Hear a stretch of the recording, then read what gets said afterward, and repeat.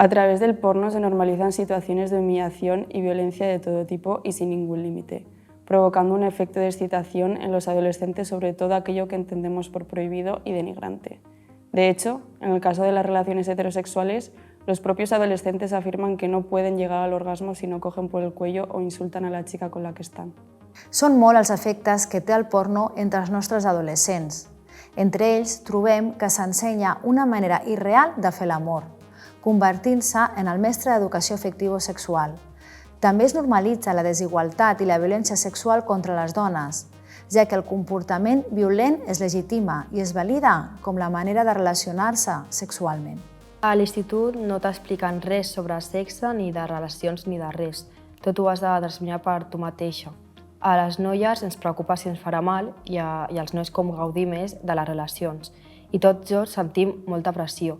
Vaig veure un vídeo en el que s'explicava que els dos hem de gaudir del sexe, però això no és així i ningú t'explica res, és com un tema tabú. Otro de los efectos del porno es su influencia en el deseo sexual. El porno llega a edades muy tempranas, a los 8 años, momento en el que la sexualidad se está construyendo y capacidades como la empatía no han alcanzado su desarrollo final. Es justo en este momento cuando la industria pornográfica impacta dando esta información, de manera que antes de autocuestionarse nada, el porno construye su deseo sexual de la mano de la violencia. El porno provoca problemes sexuals que incideixen en l'autoimatge, ja que, per exemple, el més normal és que els genitals d'un adolescent no s'assemblin als que surten al porno, o bé problemes en l'erecció, perquè la resposta sexual no és una erecció immediata que pot durar una estona llarga, sinó que a la vida real l'erecció va fluctuant i s'alterna moments de molta i poca excitació.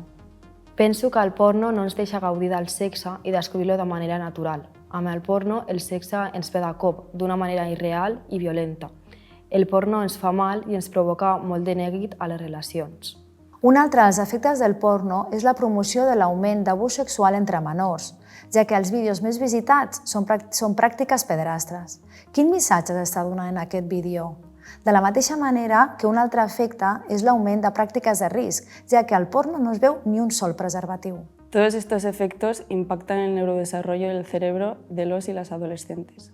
El cerebro no madura hasta los 25 años aproximadamente y el porno genera un efecto adictivo en la medida que desprende dopamina por la satisfacción que se recibe, implicando esto una repetición de la conducta al alterar el circuito de recompensa. En consecuencia, se necesitan continuas dosis de una crudeza cada vez mayor. Per poder contrarrestar els efectes del porno és fonamental una educació afectivo-sexual que desmitifiqui els continguts sexuals carregats de violència que té el porno, on els rols de gènere estan determinats per la desigualtat de poder i poden afectar a com entenem les relacions personals.